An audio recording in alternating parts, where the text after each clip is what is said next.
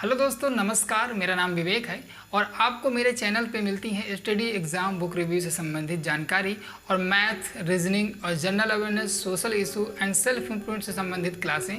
तो अगर आप ऐसे ही यूज़फुल वीडियो पाना चाहते हैं तो आपको मेरे चैनल से जुड़ जाना चाहिए और मेरे चैनल को सब्सक्राइब कर लेना चाहिए। तो चलिए बात कर लेते हैं आज के टॉपिक के बारे में। और आज का जो टॉपिक होने वाला है वो होने वाला है परीक्षावाणी की इकोनॉमिक्स के बुक के बारे में। अब आपको जैसा कि पता है कि मैं परीक्षावाणी की ज़्यादातर बुक्स का रिव्यू करता हूं और इस बुक के बारे में जो मेरा ओपिनियन है वो कुछ हट के है। तो इस बुक के बारे में पूरी डिटेल से बात करेंगे। मैं इसके प्रोज एंड कॉन्स दोनों बताऊंगा। तो इस वीडियो को आप पूरा अंत तक देखिएगा ताकि आपको पूरी बात समझ में आ सके। तो चलिए देख लेते हैं। तो ये है परीक्षावाणी की वो बुक जिसके बारे में हम बात करने वाले हैं आज। अब मैं वैसे तो जितनी भी परीक्षावाणी का बुक मैंने रिव्यू किया है उन सब के बारे में मैंने काफ़ी अच्छी चीज़ें बताई हैं और वो काफ़ी बुकें मुझे पसंद भी हैं। लेकिन इस बुक में ऐसा क्या है कि मुझे ये बुक थोड़ा पसंद नहीं आई और मैं चाहता हूँ कि जो लोग ये बुक लेने का सोच रहे हैं तो एक बार इस वीडियो को देखें और जानें कि इस बुक में ऐसा क्या है कि नहीं लेनी चाहिए। देखिए, मैं ये वीडियो वनडे एग्ज़ाम वालों के लिए बना रहा हूँ। मैं सिविल वालों की बात नहीं कर रहा हूँ क्योंकि सिविल वालों की कुछ अलग प्रायोरिटी होती है, उनकी नीड कुछ अलग होती है।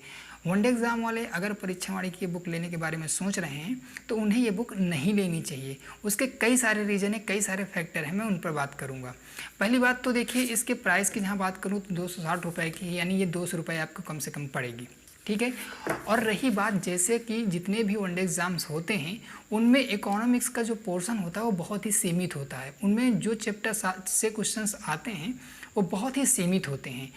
उन सारे वनडे एग्ज़ाम्स के लिए इस बुक को मैं इसलिए परफेक्ट नहीं मानता हूँ क्योंकि इसमें जितना भी सिलेबस दिया गया है उतना सिलेबस पढ़ने की हमको ज़रूरत नहीं है।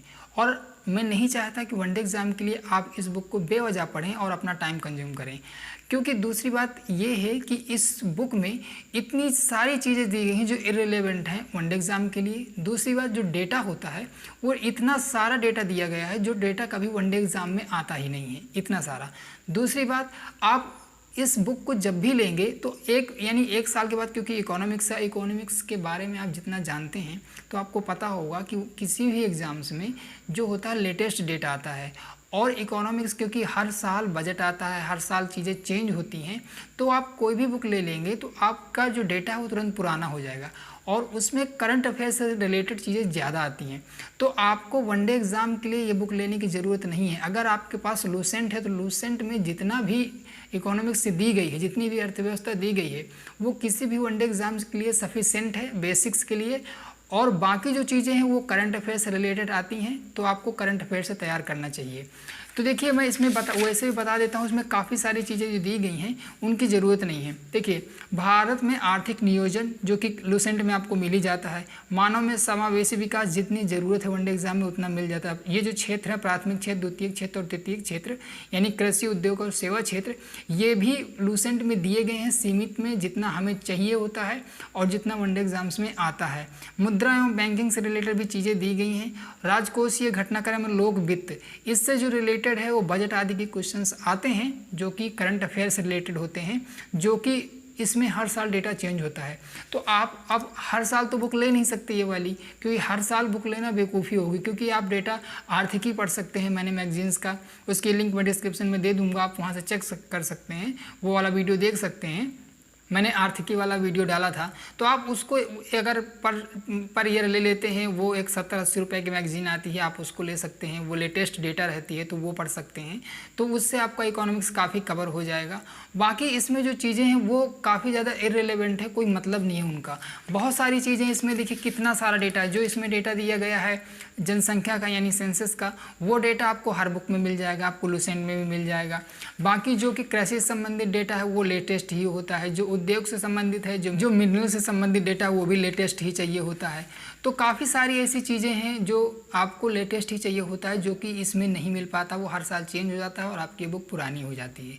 दूसरी बात, इसमें बहुत सारे ऐसे टॉपिक दिए गए हैं जिनसे कभी क्वेश्चंस वनडे में आते नहीं हैं।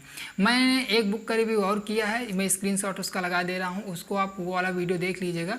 अगर आपको इकोनॉमिक्स के लिए लेना ही है तो आप वो बुक पढ़ सकते हैं, घटना चक्र की है। उससे आपको बेनिफिट ये होगा कि आपको एक तो ये पता चल जाएगा कि क्वेश्चंस का पैटर्न कैसा होता है, कैसे क्वेश्चंस आते हैं और क्या क्या चीज़ें पूछता है, कौन सी चीज़ें करंट अफेयर से पूछता है, कौन सी ट्रेडिशनल जीके से पूछता है।